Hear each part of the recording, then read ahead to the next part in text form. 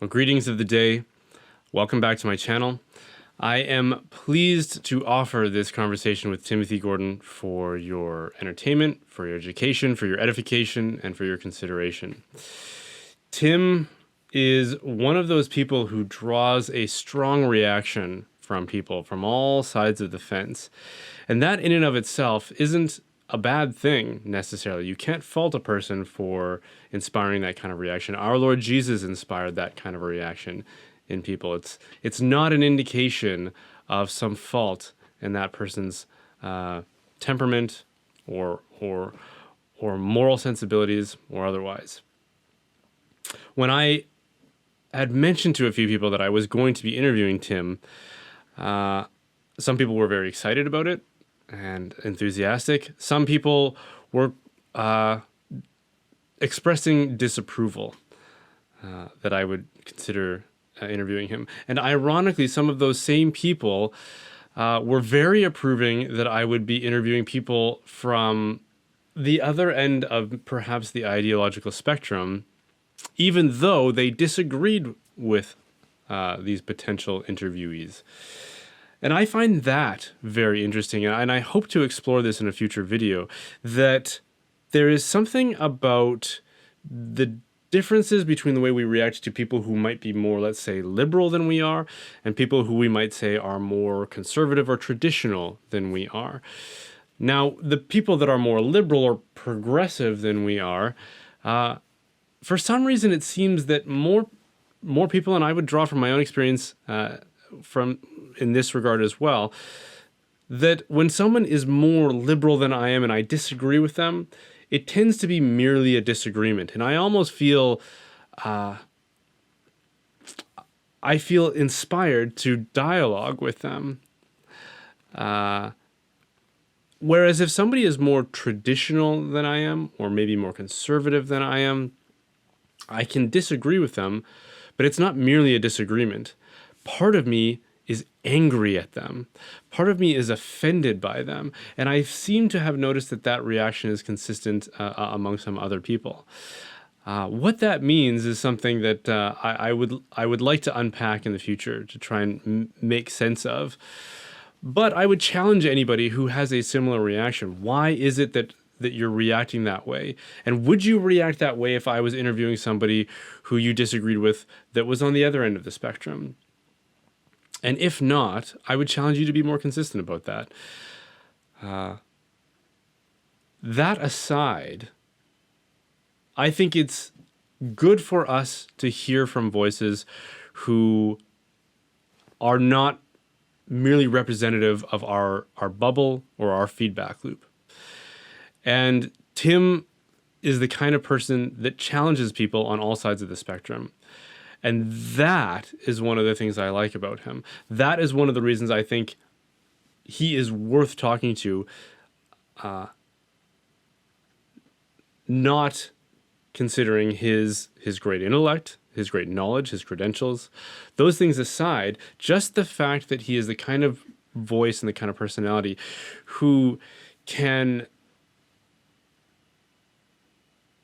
draw affection and condemnation from all sides of the spectrum makes him the kind of voice that I think is at least interesting, if nothing else. And I think he is more than just interesting. I found him to be a person of warmth, and not just within the interview, but in the exchanges that we had leading up to it.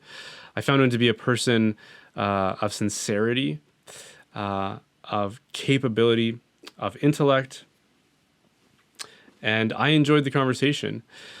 So I hope you will too, and I hope you can be willing to challenge yourself and not jump to a particular reaction or a particular response without challenging yourself within the midst of that. Now, with all that said, I do have to apologize for the audio. The audio did get screwed up in this interview a little bit. My microphone, I did not set up properly, and so as a result, the sound quality is not very good. But it is audible. You can make it out. It's just that the quality of production isn't what I would expect people to be able to enjoy when they consume my content. So I do apologize for that. That's the reason for that. And lastly, as a departing message, if you want to support the work that I'm doing on this channel, I would ask that you support the sponsor of this video, who is Real Estate for Life. They are a network of real estate agents. They will coordinate and connect you with real estate agents who share your values and will advocate for you in more ways than just what it takes to earn a commission. Things are crazy out there. Things are unsettled out there right now. And I know a lot of people, and myself included, who want to get resituated in a place where we know that we can be better positioned to endure whatever might be coming next. So if that's you, I would encourage you to look up Real Estate for Life. Their website is realestateforlife.org. And if you do sign up with them, just let them know that I sent you, and that's how they will then send a donation over to my channel to help support the work that I'm doing. So go check them out. And thanks for watching, and I hope you enjoyed this interview.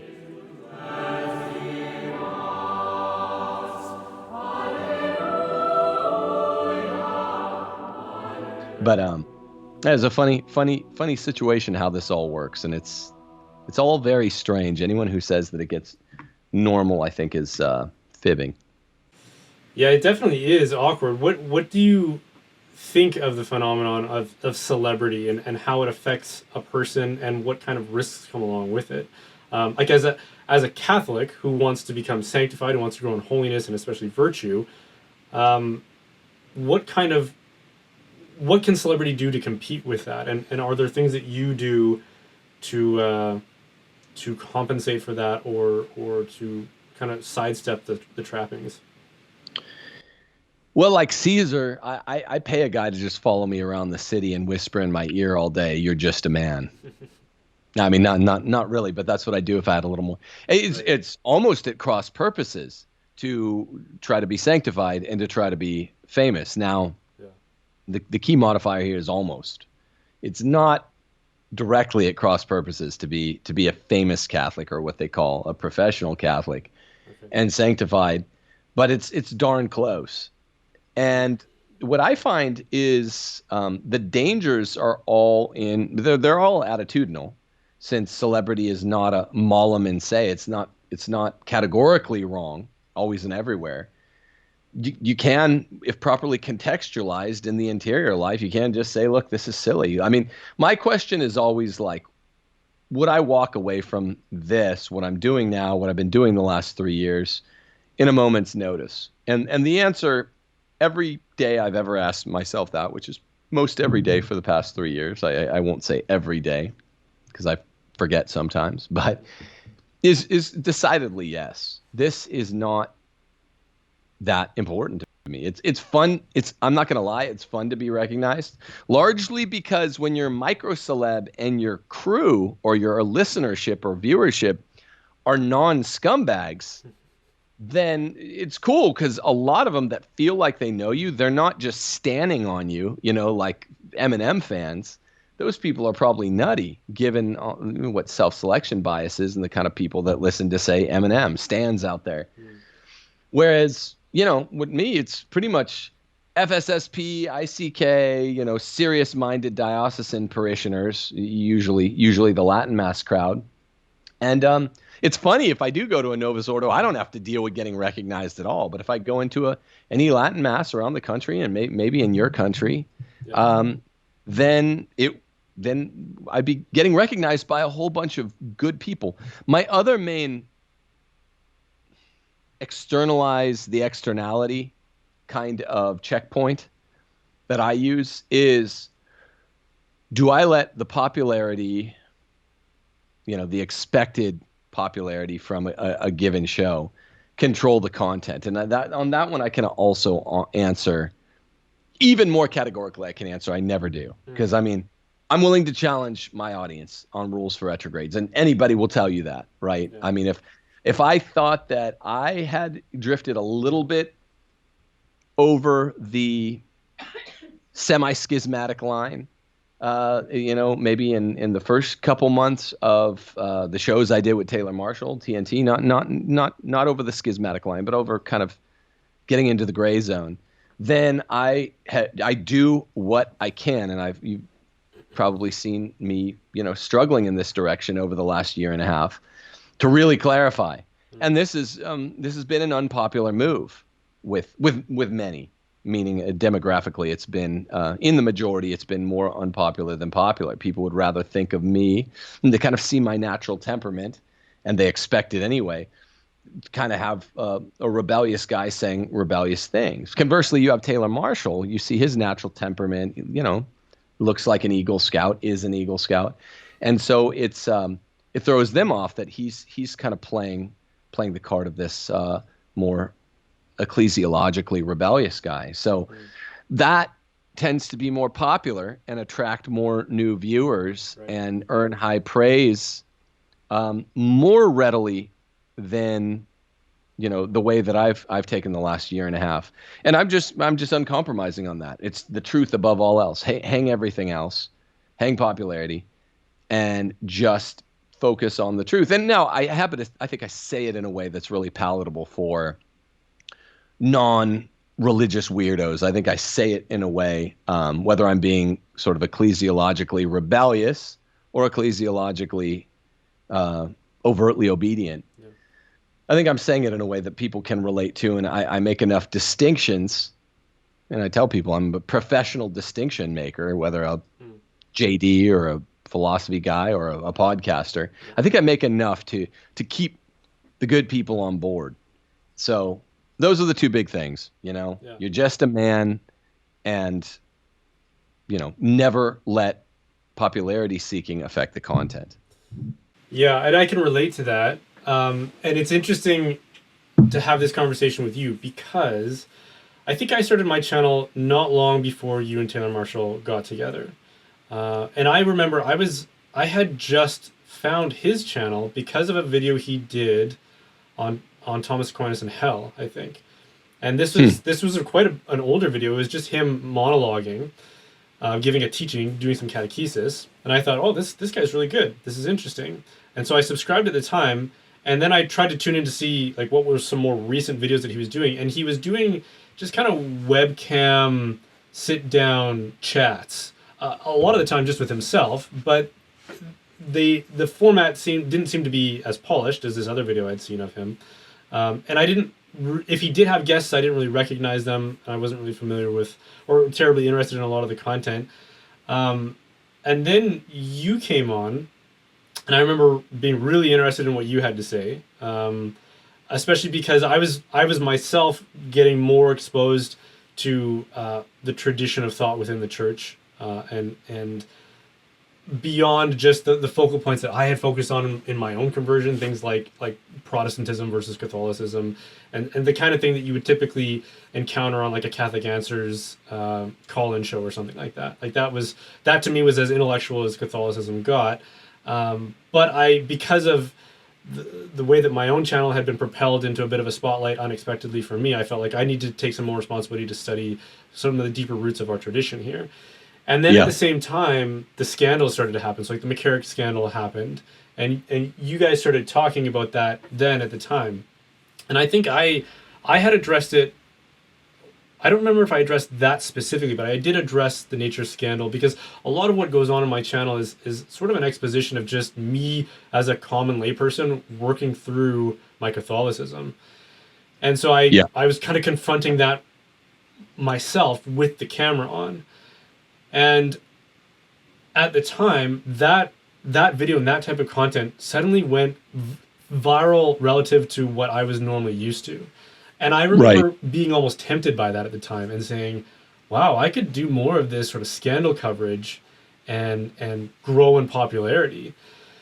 And it was something that I prayed about, and it was something that I had to make a decision for myself to say, well, that's not why I started doing this. And as alluring as that might be, I don't know what kind of risks there are associated with that, risks imposed to my own sanctification, my own soul, my own mental health even. So I kind of backed away from that. But I noticed that a lot of other people who hadn't been their focus, they turned that corner. And I'm not saying that they were wrong to do that. For me, it would have been a wrong thing to do. Maybe for other people, in discerning that God wants them, that's part of their vocation, and He wants them to be doing that. Yeah. But based on some of the stuff you said in a recent video, it sounds like you were kind of in a similar situation where that was a dilemma for you personally as well. Am I reading that right, or is that how you felt? The developments, in my view, of this topic are more recent to the past year. When in late 2018, summer and fall of 2018 is when I started making videos with Marshall, and they were almost immediately popular. The first video we did was, I think, in July of 2018, as this stuff was happening, but we just did it on my book, Catholic Republic. Right. And then we did a couple more videos on some things that I was unpacking for Taylor behind the scenes. We started texting things like the Sankt Gallen Mafia, the origins of this papacy, the darkling origins of this papacy, no matter who you are, the third secret of Fatima, Right. and other things besides. Now, 95% of the folks that go in that direction of travel go all the way and either become sedevacantist or sedeprivationist or at the very least start attending SSPX chapels. And I was always anomalous in that these have been long-standing interests of mine. The third secret of Fatima, I guess the origins of Francis's pontificate was a long-standing interest of mine. The Sankt Gallen Mafia wasn't known that much earlier than I came together with Marshall, but I always doubted whether or not this pontificate was a good idea. And by doubted, I meant I had relative certitude that it was not, and I was publishing against Francis, not being Pope or anything, but just being a really, really bad Pope as early as 2014. Okay. So I didn't have too much pause about doing shows showing that this is really well established. The origins of this papacy are unclear at best. The intent ostensibly behind this papacy is bad. But where I did start getting pause, retrospectively, when I look at what's gone on with, I might as well come out and say it, Taylor Marshall and his channel, I can't help feeling a little bit like Dr. Frankenstein. If you want to be fully frank, I feel a little bit like, because I care about Taylor. Yeah. I care about his audience, which used to be my audience. That was my only home on YouTube, was TNT on Taylor Marshall's channel. I care about his audience. I care about him, the man. But I feel a bit like if you gave an underage Boy Scout just a sip of your wine, your son or something, a sip of your wine, and you turned around and later that day he's an alcoholic. Why? Because Marshall, as far as I remember, no one quote me on this, but he had been much, much, much less critical of the Francis pontificate. And I think even early 2018, he was still telling people, hey, you should repent if you say anything about the Pope's wacky comments. Yeah.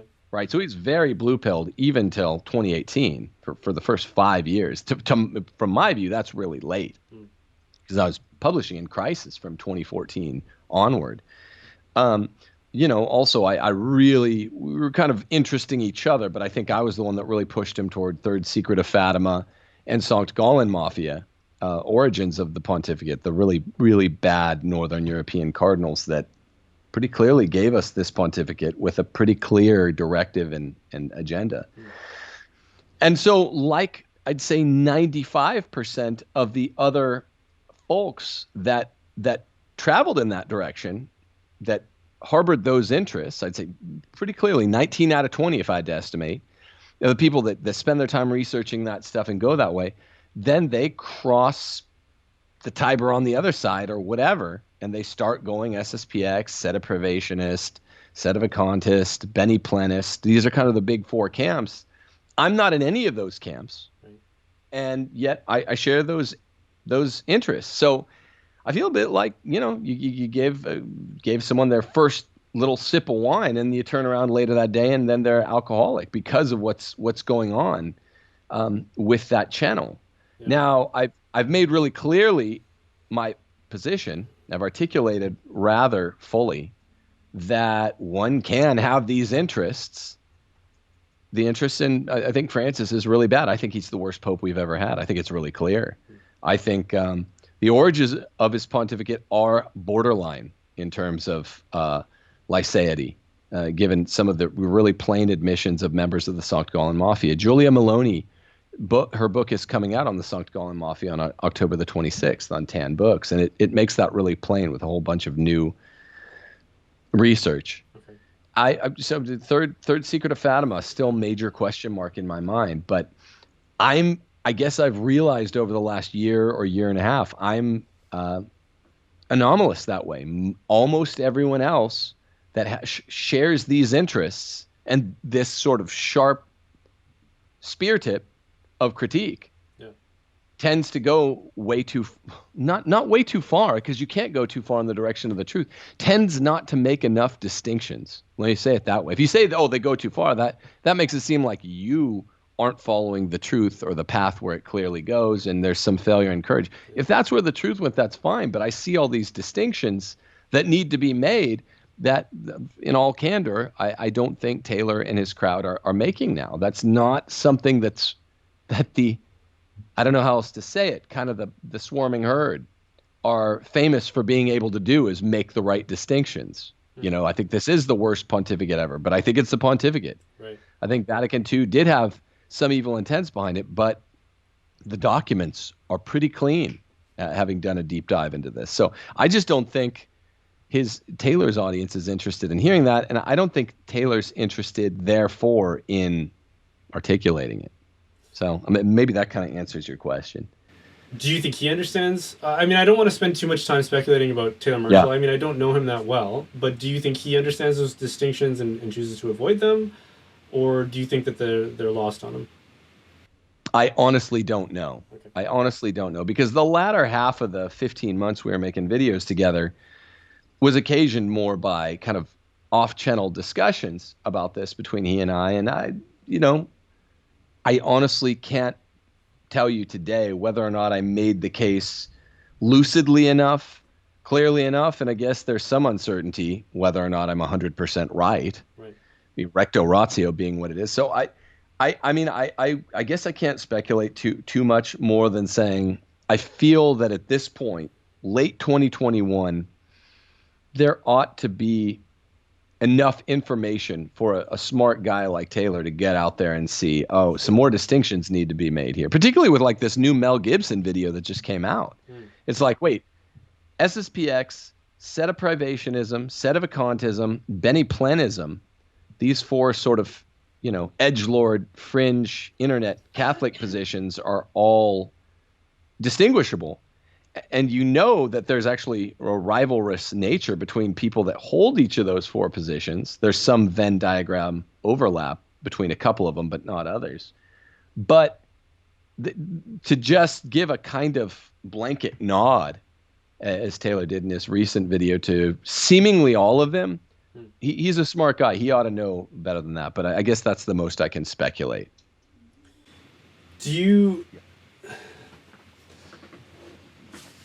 So given that, and you use this interesting analogy about giving a glass of wine to a kid and then turning around and he's an alcoholic, if that's the analogy that fits this idea of becoming interested in this kind of intrigue within the church and the current papacy, and maybe everything that's happened since the council and some of these contributing factors,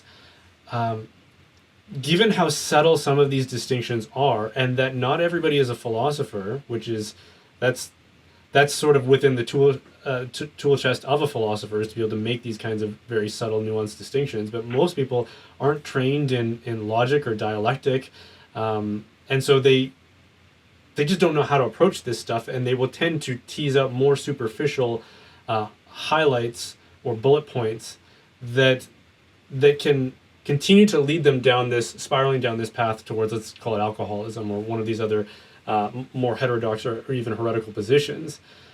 Right. Given those kinds of risks, do you think it's a prudent thing to pay as much attention as many of us are to this intrigue in these topics? Gosh, that's a good question. One of the tricks, though, about and I'm not just trying to use some sort of philosopher's stone to dodge a question, because I will answer it after I give this sort of prefatory clause. Okay. One of the things is to say, is it always and everywhere a prudential decision to blank goes against the nature of prudence itself, Yeah, right? yeah. So that's one of the tricks. It's literally prudence is,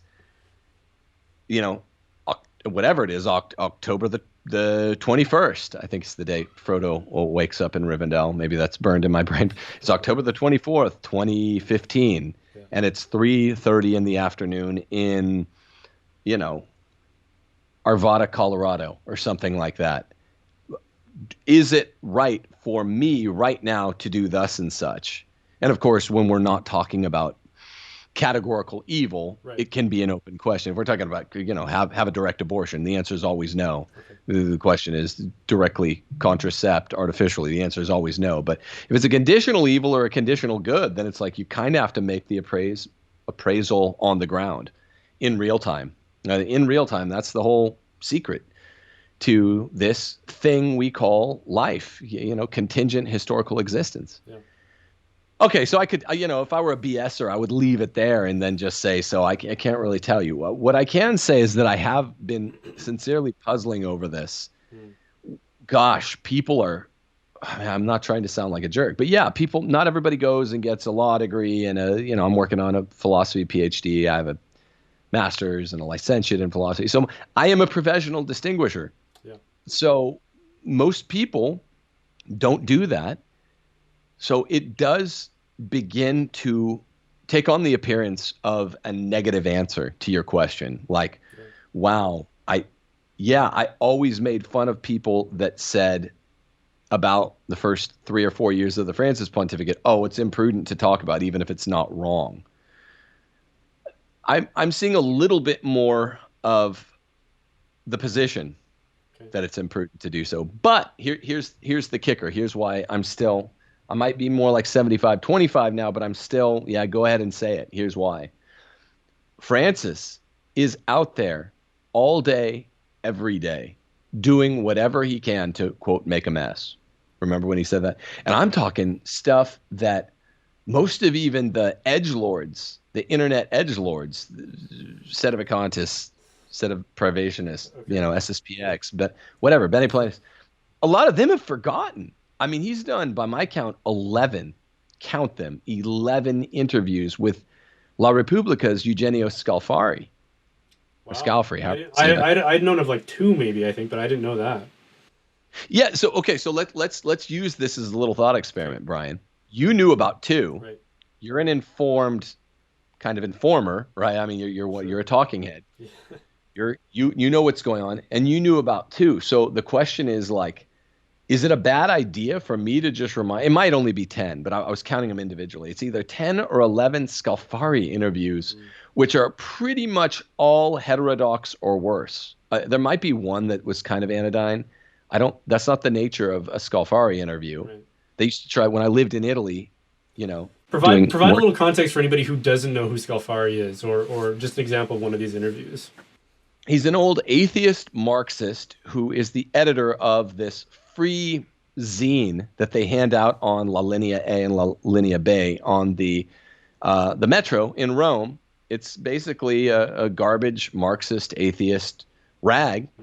And before I even knew who he was, I would tell them, get that on my face when I'd be riding the metro to school when I lived in Rome and went to the Greg. Okay. So he is an atheist. He's one of Francis's really good friends. And Francis has done interviews with him where what comes out, the work product, given a European style of interview that's acceptable over there, not over here. I'll explain that in a minute. What's come out from these 10 or 11 interviews are, there is no hell. Jesus wasn't God when he was a man. He was God before and after. What are some of the other ones? Annihilationism is part of the no hell. I'm forgetting some of the other Scalfari things, but almost explicit, or is that maybe just an interpretation that people could come away with from them? No, Scalfari, as he reproduced the interview, Right. was that specific. Okay. I don't know, Steffi, if you have any recollection or can find any of some of the other things. They were all biggies. Yeah. And here's the kicker. There's always some kicker, some weaponized vagueness with Francis. Sure.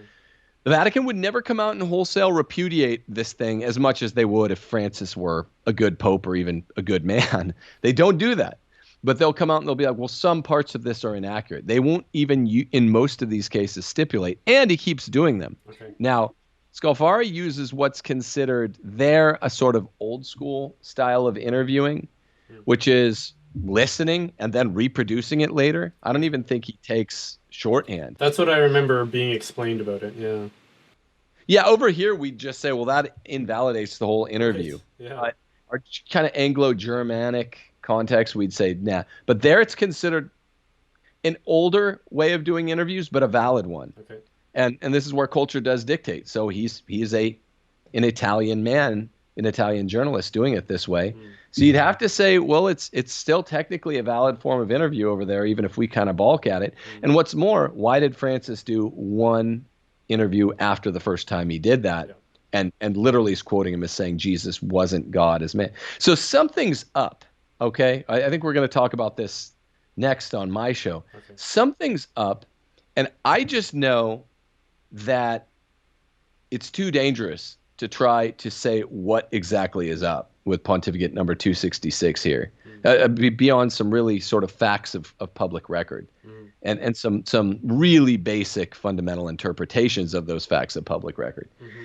But people are getting themselves into trouble. So I don't, in retrospect, looking back on TNT, I don't regret it, because I didn't say anything I didn't mean. I didn't really say anything I even repudiate, although I have studied the Vatican II documents more, and I was surprised that they're even less vague or spurious or borderline misleading than I thought before. But I've been very public about sort of undoing that.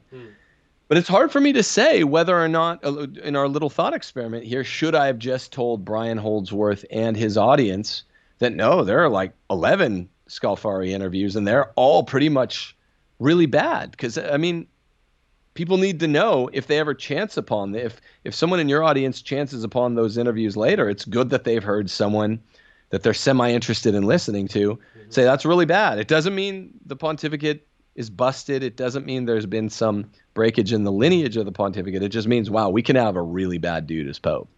I think that's helpful, but I don't know. I am given more pause than 2 or 3 years ago when I look at what's going on with my former buddy and partner's channel, Taylor Marshall's there. I don't know how else to say it. Yeah, I mean, if I can extend this thought experiment out a little bit, drawing from my own experience, I did listen to you guys for quite a while, and I enjoyed the conversation. And at a certain point, I decided to stop, though, because for my own self, I'm a convert, and one of the things I had to overcome were these questions of Catholic dogma about the papacy versus, Scripture alone, and can I just go off to some little corner of the world with just me and Jesus and Scripture and figure it all out, or do I have to make sense of the structure of the church? And admittedly, when I came into the church, so much of what I had adopted was theoretical and not in practice yet, and it was very hard to. I could, in theory, make this distinction between this idea of infallibility and impeccability, right? Even for like the local priest that I knew that was training me in my RCIA class.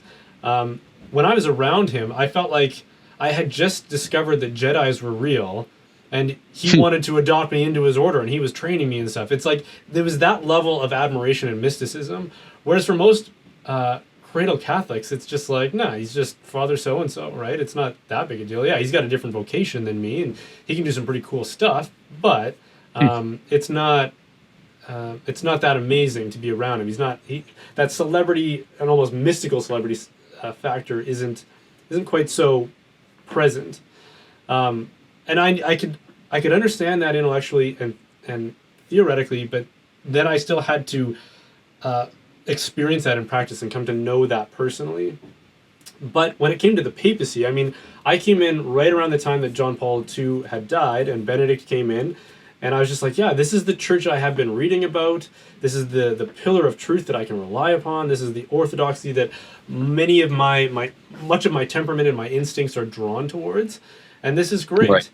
And then we saw a shift and a mess under Francis, and it wasn't immediately obvious to me. I expected continuity, but then as things went on and interviews like that happened and statements were made and accusations were made, I was really struggling. And one of the first things I did was try to make sense of it all. I'm an analytical type of person. I like to make those distinctions. I like to keep my patchwork understanding of reality intact. And the more I paid attention to this kind of stuff, the more I heard about another interview or another accusation or a vegano revelation or something like that, the more I felt like my patchwork is crumbling on me. And for my own sake, I need to stop paying attention to this, because I'm experiencing mental exhaustion just trying to find the next distinction I need to make in order to be okay with my identity as a Catholic and my place and my role within the church. And I Yeah. wonder if that same risk, and like you said, I mean, I'm a bit of a pundit, and I'm someone who probably has a better natural aptitude to be making those distinctions than most Yeah. people. So it gives me concern about most people when they are confronted with this stuff. And you see a lot of it on Twitter. I mean, Twitter is the place where this kind of nuance just does not exist, right? And people are Yeah. latching on to bumper sticker slogans from any particular extreme position. And I often wonder if we're, by even trying to establish what those distinctions are, we're causing more harm than good. And I'm not saying one way or the other whether we are, but I know for my own sake I had to kind of back away from it and stop paying attention, which is why I only knew about the first two interviews and not the preceding however many, right? That's prudence writ large. I mean, Yeah. that's because you're capable of saying, like, look, I need to back away from this. That's not the same thing. It's quite distinguishable from burying your head in the sand, because you're not saying, oh, now I need to go unlearn what I learned Yeah. about this pontificate. You're just more like, hey, I caught my limit. Yeah. I need to spend my mental and spiritual energies accentuating the positive. So that's good prudence, and everyone has a different limit. If one starts going to places that we can't go, which would be any place inclusive of challenging the indefectibility of the church, the infallibility of any of the councils or of tradition, the visibility of the church. That's the big new challenge, is the visibility of the church. Now we're starting to Yeah, get yeah. from Archbishop Vigano, who I really liked. I mean, I think it was really cool to be a whistleblower against such an evil prelate like McCarrick and his cronies, and I guess I count Francis as one of his cronies, whistleblowing with facts, which substantiate their evils. I wish we could have gotten some photocopies of those facts, and I wish we could have gotten some photostats of some of the proofs that were they've turned out over the 3 years since the first Vigano missive to just be proof surrogates. I wish we could have gotten more of that and less of the commentator Vigano, because he now seems to be challenging the notion that the church, in order to be the church with its four marks, must be visible. He now seems to be positing something like a Gnostic, invisible church on earth. Or underground or something.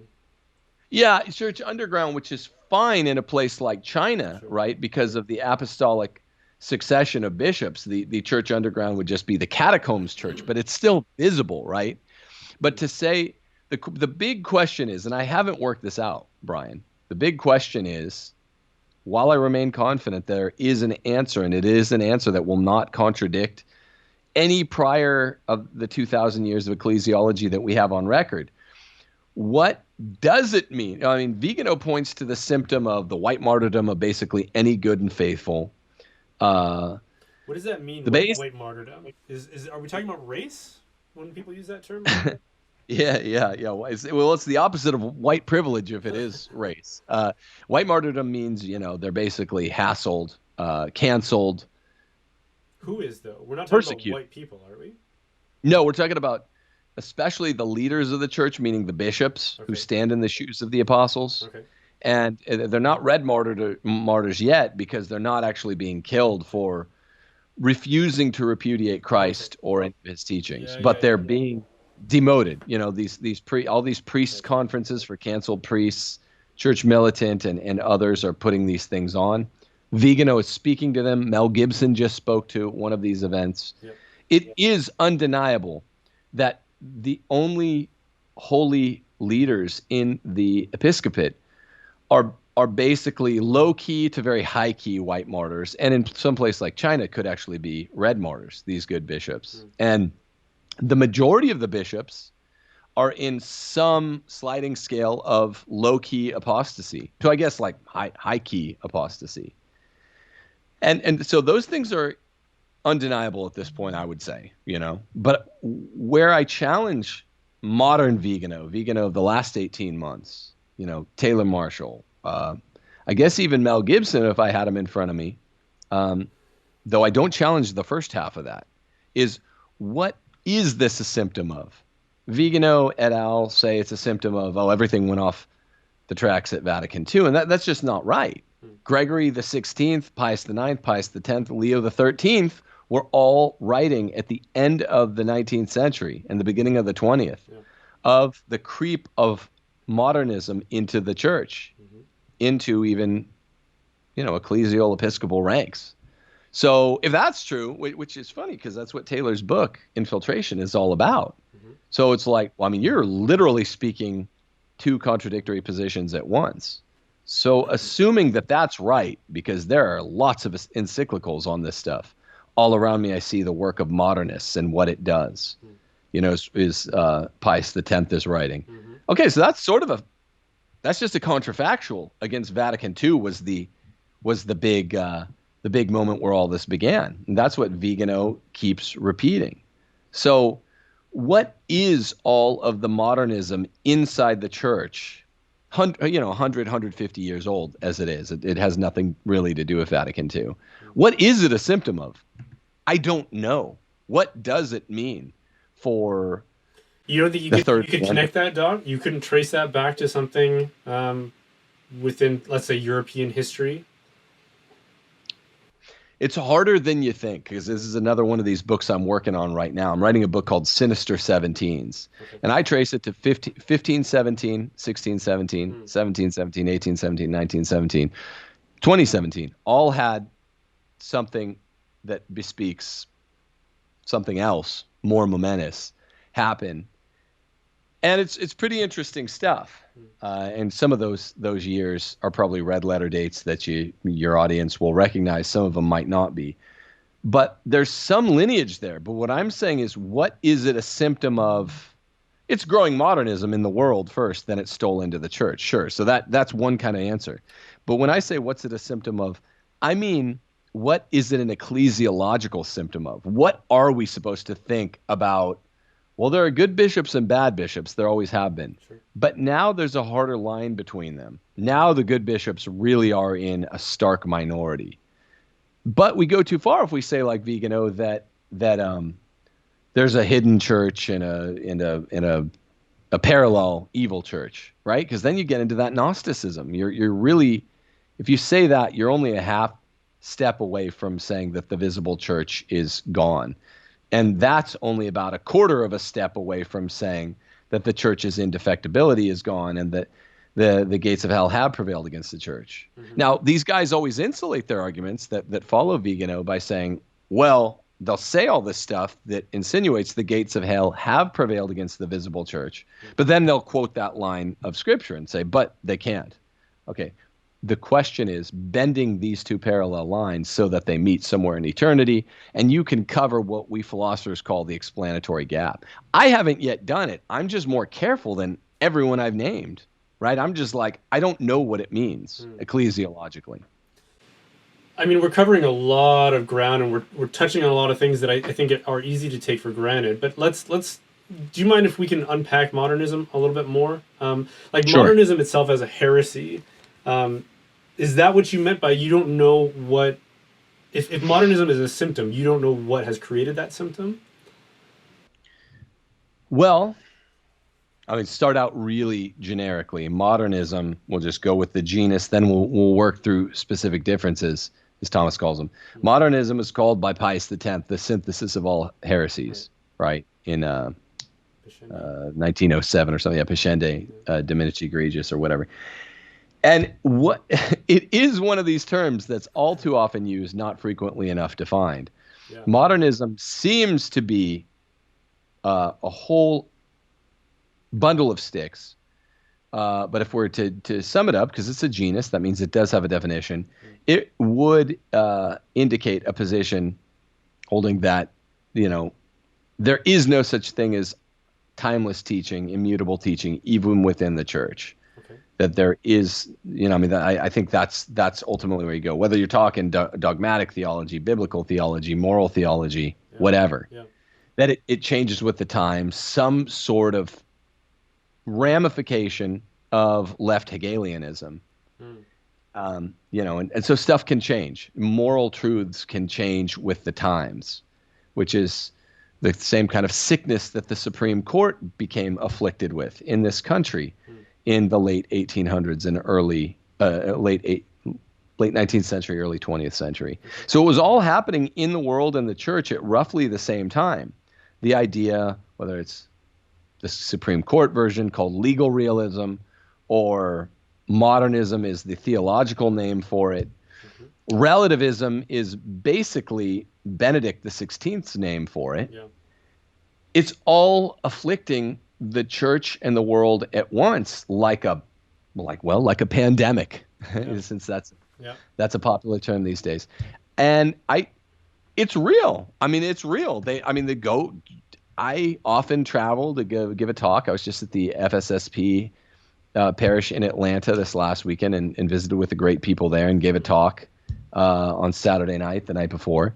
And I do that. And if I get stuck in a Novus Ordo because I am in a city giving a talk without an FSSP, I see the same coordinated, foreordained, prearranged, heterodox, heteroprax practices at Mass that don't make any sense otherwise, because if they fall outside of what's normative for, say, liturgy, a Catholic liturgy, then you'd expect them to be, isolated, unique. Same thing if you're a teacher grading a paper, right? And you see a bunch of papers that have a really strange outlier wrong answer, right. You fill in the blank answer, that's how you catch cheaters, right? Yeah. That's what it is with the liturgy. I call it binder drop theory. It's modernism meets liturgy. Is all of these masses, if I travel to Orlando to give a talk, and then I go up to Atlanta to give a talk the next night, and then I go to, Charleston to give a talk 2 days later, and I see the same wackiness happening in the liturgy. And that wackiness is not in the rubrics, and the wackiness definitely doesn't come from Sacrosanctum Concilium. Then I know there's some sort of, foreordaining of that wackiness, cheating, right? And so that's modernism applied to the liturgy. You see modernism applied to actual teachings, like on the death penalty from Francis. That's basically timeless teaching.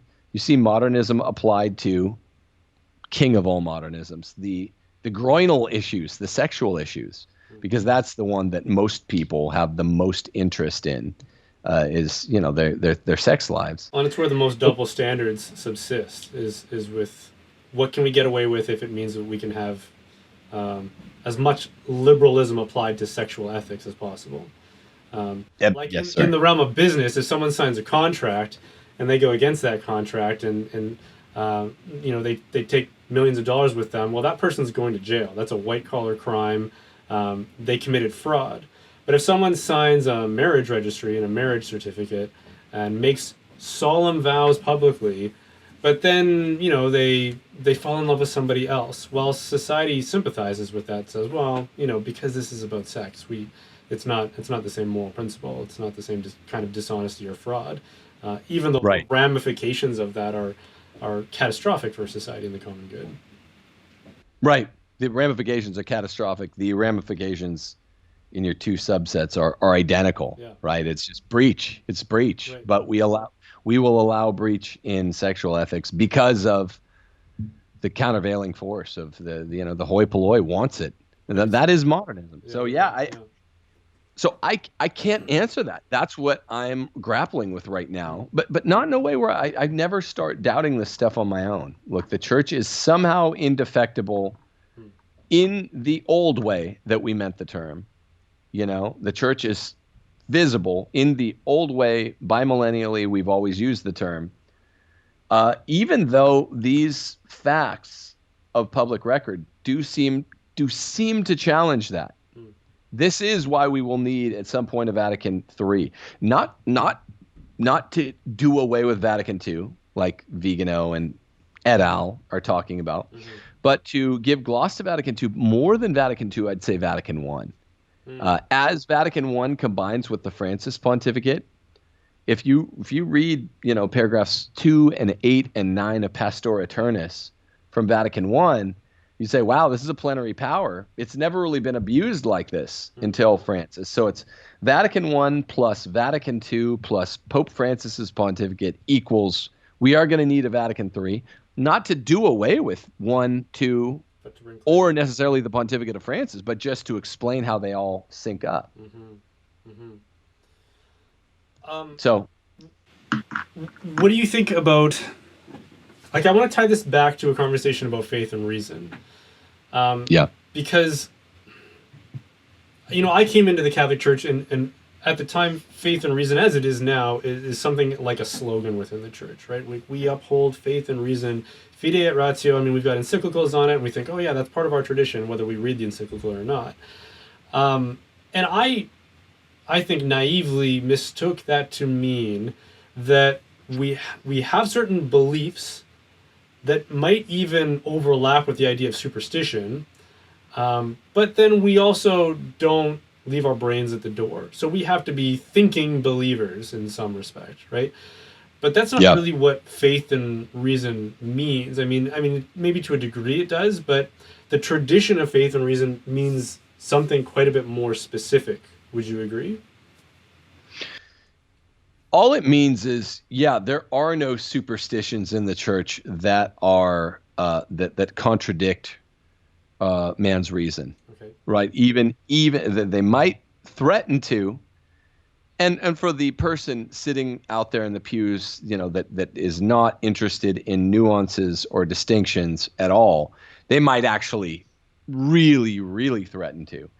But, hey, Aristotelianism, hylomorphism, this explains adequately explains, I should say, transubstantiation, hylomorphism as it is interpreted through Aquinas, adequately explains, the hypostatic union of Christ, his two natures.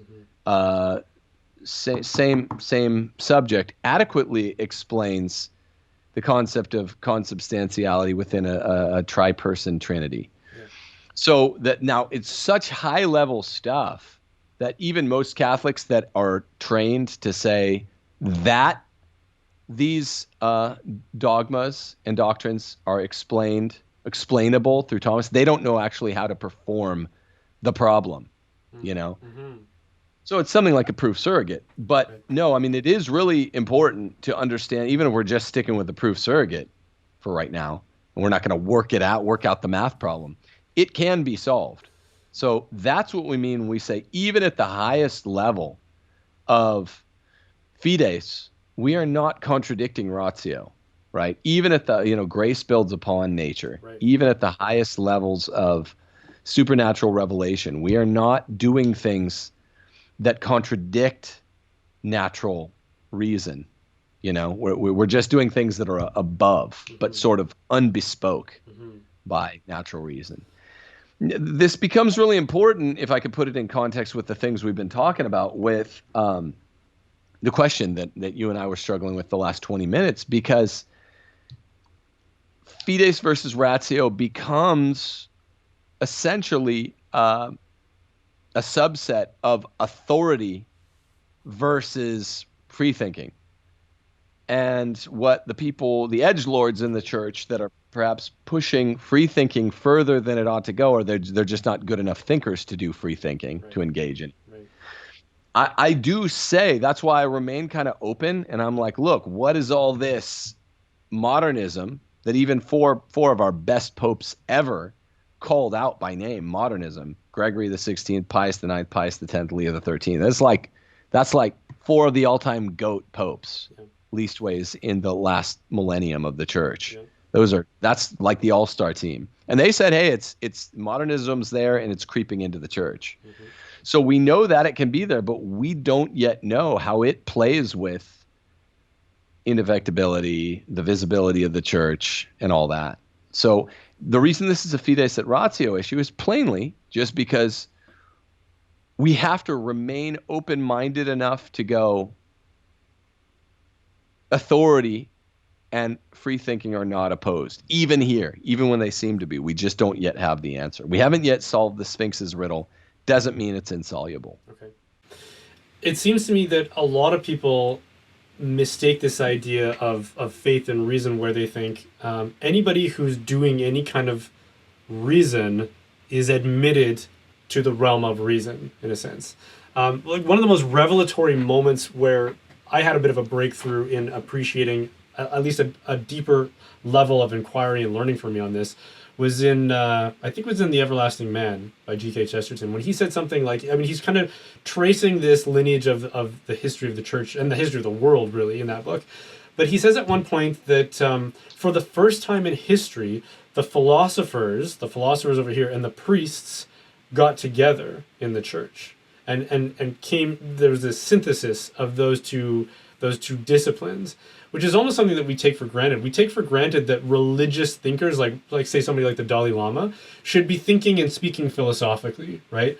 Whereas that's sort of a post-Christian thing.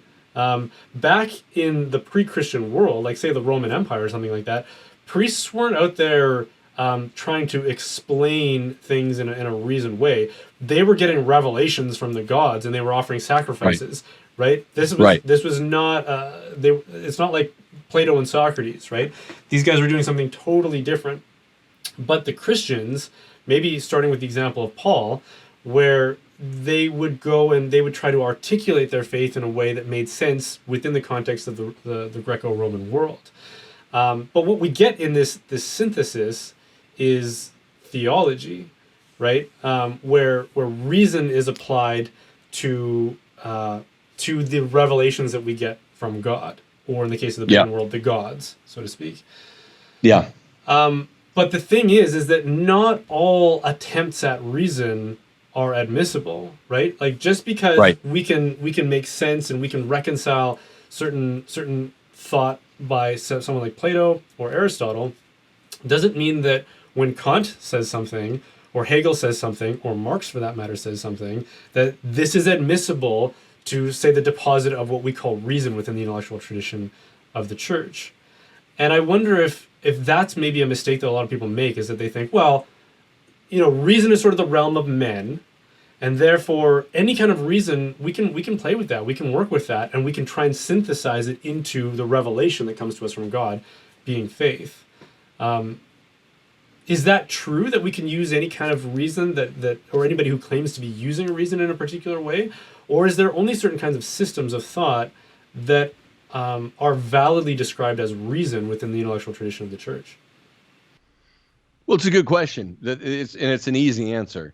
When we say, reason can be synthesized with faith, we're talking about recto ratio, right reason, is the old philosophical term, which is why you're right. I think Christianity became the standard bearer as the first faith that could reconcile faith and reason. It's not the only one that claims to do it anymore. Right. After Christianity, all the newer faiths, aside from the voluntarist ones like Islam, although it's newer than Christianity, started to do it. Yeah. But it's a unique property of Christianity. So it is the only one that can. Why? Because the only reason that can be reconciled with faith is right reason. And there's only one right reason. There's only one philosophy of nature, one metaphysics and epistemology, one proper, correct ethics this is just in the sense that there can only be one right answer, Yeah. and that's the Catholic one. And the Catholic one synthesizes very nicely with faith, even in places where faith goes a little bit beyond into the hoary unknown.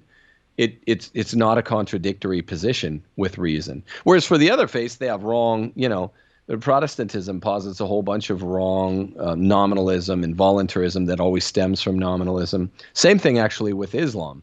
And then the polytheisms, they don't even start off on the right foot because they're starting out with a definitional paradox, a God who's undelimited in space and time and person and all of that, and knowledge.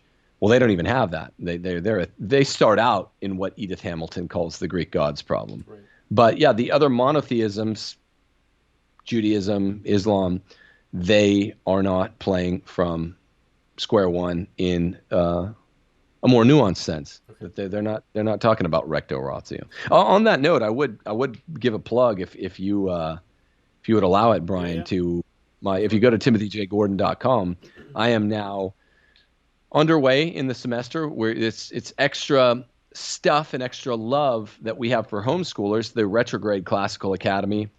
I teach for either homeschool high school students or ongoing adult ed. I have 7 classes that just began, basically just an introductory lecture or two. So it's not too late to join. Go to timothyjgordon.com. We have Latin 1 if you want to learn that, Aristotle's Ethics, Church History, U.S. History, Catholic Social Teaching, Scripture, an algebra class for high school students that homeschool. So go to timothyjgordon.com and enroll. It's not too late. Speaking of faith and reason. Yeah, yeah, and I would strongly encourage people to do that, because in this age of confusion, it can be a struggle if you're paying attention as a Catholic in the pew, or among clergy. I mean, I talk to priests as well who are struggling with what's going on and a lot of the confusion and competing narratives and teachings and directives coming from different bishops, right? I mean, how are we to make sense? How are we to know what the church is if we're going to be walking this path with our eyes wide open? And I would say being able to make those distinctions and to think more critically and to not be led astray by sophistry is fairly key. I mean, those are some of the prominent temptations that exist and the trappings that exist within the world today that gobble people up, whether it be political rhetoric or marketing and advertising, where we get our modern culture from, and the ethics that derive from it, which are basically aimed towards consumerism and treating us as a means to an end. I think that, if you can get acquainted with this tradition of reason and philosophy, it will, I hate to use the word, but it will empower people. Yeah, In a really Marxian term, but yeah. sometimes we have to use it. It's true. Yeah. Well, Okay, so go ahead. Yeah, I was just going to say this is good high level discussion with lots of distinctions we've had here, and I don't usually get to make this many, so I appreciate you inviting me on the show. Right on, thanks. Okay, yeah, let's maybe just put an exclamation mark on this faith and reason discussion. Yep. So you mentioned right reason, and you tied that back to like the Catholic tradition, but there is a preceding tradition of reason, because we obviously have people like Aristotle and Plato influencing a Catholic thought, and they're not Catholics themselves, obviously. So how is it that we can reconcile outsiders like that, but not say someone like Hegel or Kant or Locke or Rousseau or somebody like that? Yeah, Plato and Aristotle are sometimes given that green halo, right? The blessed pagan, which is cool. I mean, it's a cool concept. Right. Very, very Jedi, since you brought that up. Well, the answer is real simple there. It's because especially Aristotle, more than Plato, but Plato much more than Kant or Hegel, got stuff right. I mean, Aristotle especially just came really, really near to something like a corpus of work that amounts to almost Holy Spirit revelation, which is always a direct supernatural thing. Naturally, he got it so right So, I mean, ethically, he just got it perfect. Yeah. Then you talk about, metaphysics, epistemology. He got it so right that Thomas still has more to clean up there than ethically. But, his Aristotle's philosophy of nature, unbelievable. It's like inspired text. So you just have to be right. You're either right or you're right. I mean, it's kind of like these famous mathematical geniuses in human history that had no real tutelage. They just kind of learned to play. I think is the term from Good Will Hunting. They just learned to play and they just got it right. Yeah. I mean, it's like, it's imagine solving a really intricate puzzle or maze or something. It's like, well, there's only one or two people that have ever solved this. It's like that is the kind of maze work or puzzlement or just problem solving, the only kind, the unique kind that can be reconciled with faith. Right. And well, why not contra Hegel? Well, just because they got it so wrong. Ontologically, their philosophy of nature is so wrong. Their philosophy of man is so wrong. Their epistemology, metaphysics is therefore so wrong. Their categories are jacked up. Kant's and Hegel's, and so they can't be reconciled with something that's automatically on a higher level, supernatural revelation, guaranteed to be 100% true. Right. Okay, well, I think that's a good place to wrap it up for now. But we've covered a lot of ground, and there's a lot more that we did want to cover. So I think we'll try and save that for a part 2 if you're willing, Tim. Awesome. I can do it soon, whenever. Right on. But I really appreciate you having me on. Yeah, thanks a lot. It's been fun. Peace. Cool. Thanks for watching. The reason I can continue making content like this is because of the generous support of my viewers. If you feel called to support this work, then consider joining the Reinforcements, which is my online community. There are multiple tiers, including free access for those who can't help financially but still want to join. You can join up at www.brianholdsworth.ca. Certain levels will also get a free gift basket from Glory and Shine, who is a family-owned Catholic bath and body products company whose beard balm I'm wearing right now. It's like aromatherapy for your face. Even if you don't join, they make amazing products, so check them out at gloryandshine.com. And don't forget to like and subscribe. You don't have to agree with everything I said to get value out of these kinds of conversations, so be sure to subscribe to be edified or challenged. There's value in both.